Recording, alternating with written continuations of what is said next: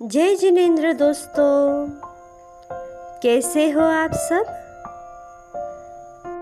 अभी तक हमने संक्षिप्त रूप में सामान्य केवली और तीर्थंकरों के अंतरों को जाना। आज हम इनके समानताओं को जानेंगे। अरिहंत भगवान वितराग और सर्वज्ञ होते हैं। पहले वीडियो में हम जान चुके हैं 4 घातीय कर्म का नाश होने पर अरहत अवस्था प्रकट होती है।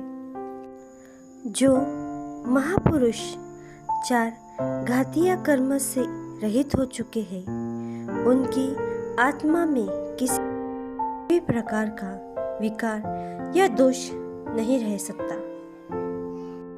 आज हम अरिहंत जो 18 दोषों से रहित है, उन 18 दोषों को जानने की कोशिश करेंगे। पहला है मिथ्यात्व। जो वस्तु जैसी है उस पर वैसी ही श्रद्धा न रखकर विपरीत श्रद्धा करना मिथ्यात्व दोष कहलाता है। अरिहंत भगवान अनंत शायिक सम्यकत्व की परिपूर्णता को प्राप्त कर चुके हैं, इसीलिए मिथ्यात्व दोष से रहित है। दूसरा, अज्ञान। ज्ञान न होना अथवा विपरीत ज्ञान होना अज्ञान कहलाता है। ज्ञान न होने का कारण ज्ञानावरणीय कर्म है और विपरीत ज्ञान होने का कारण मोहनीय कर्म है। अरिहंत भगवान इन कर्मों से रहित होते हैं। वे केवल ज्ञान होने से समस्त लोकालोक एवं चर अचर पदार्थों को यथार्थ स्वरूप को जानते हैं। तीसरा, मद। अपने गुणों का गर्व होना मद कहलाता है। मद वही होता है जहाँ अपूर्णता हो। अरिहंत सब गुणों से संपन्न होने के कारण मद नहीं करते। कहा भी है, गर्व न करना ही संपूर्णता का चिन्ह है। चौथा, क्रोध। अरिहंत क्षमाशूर कहलाते हैं। वे क्षमा के सागर होते हैं। पांचवी, माया। छल कपट माया कहलाती है। अरिहंत अत्यंत सरल स्वभाव वाले होते हैं। छठा है लोभ। इच्छा या तृष्णा लोभ कहलाती है।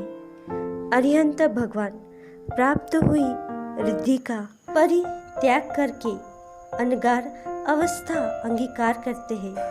उन्हें अतिशय आदि महान रिद्धि प्राप्त होती है, फिर भी उनकी इच्छा नहीं करते। वे अनंत संतोष के सागर में ही रमन करते रहते हैं। सातवां है रति। इष्ट वस्तु की प्राप्ति से होने वाली खुशी रति कहलाती है।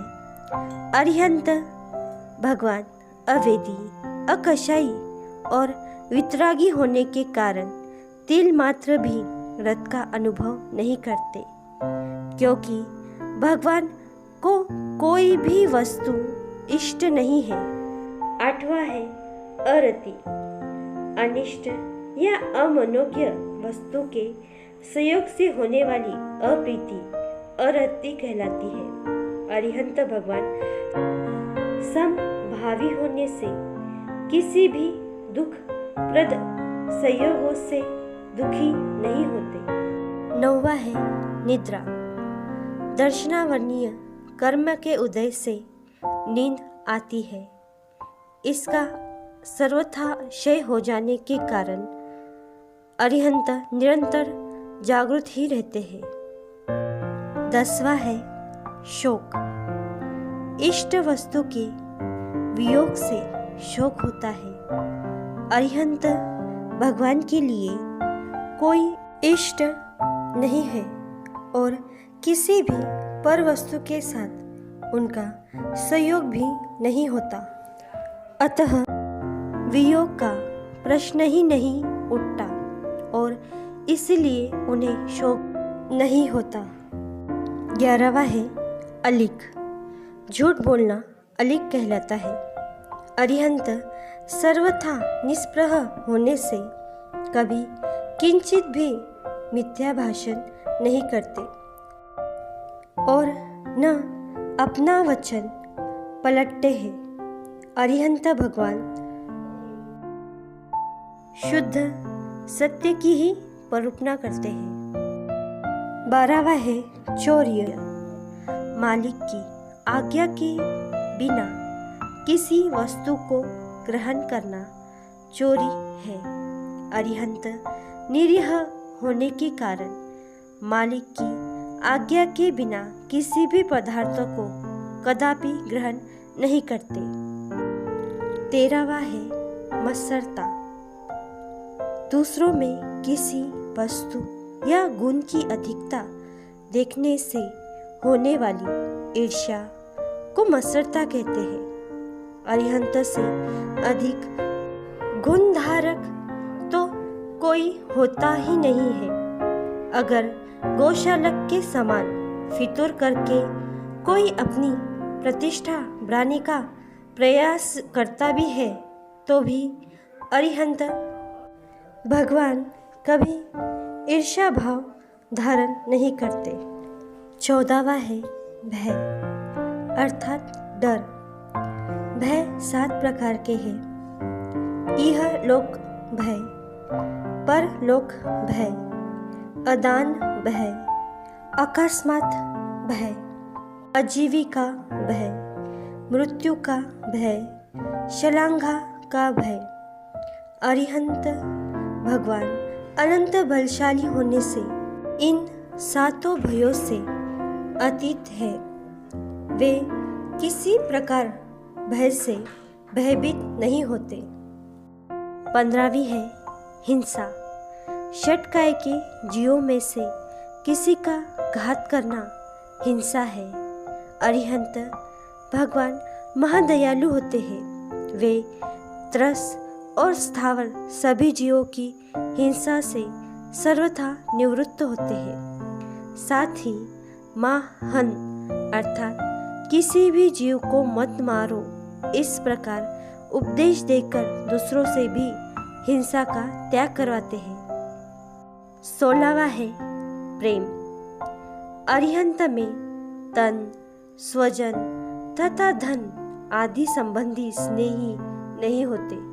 वे वंदक और निंदक में संभाव रखते हैं। इसीलिए अपनी पूजा करने वाले पर खुश होकर उनका कार्य सिद्ध नहीं करते और निंदा करने वाले पर रुष्ट होकर उसे दुख नहीं देते।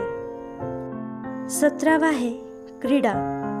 मोहनीय कर्म से रहित होने के कारण अरिहंत सभी प्रकार की क्रीड़ाओं से रहित होते हैं। 18वां है हास्य। किसी अपूर्व अद्भुत वस्तु या क्रिया आदि को देखकर हंसी आती है। सर्वज्ञ होने के कारण अरिहंत के लिए कोई वस्तु अपूर्व नहीं है, गुप्त नहीं है। इसी कारण उन्हें कभी हंसी नहीं आती। अरिहंत भगवान इन 18 दोषों से रहित होते हैं।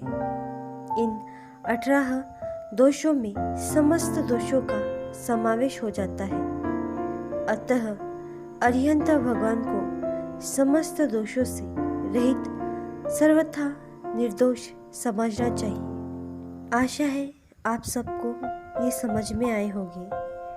जिन आज्ञा विरुद्ध कुछ कहने में आया हो तो तस्मिच्छामि तुकड़म।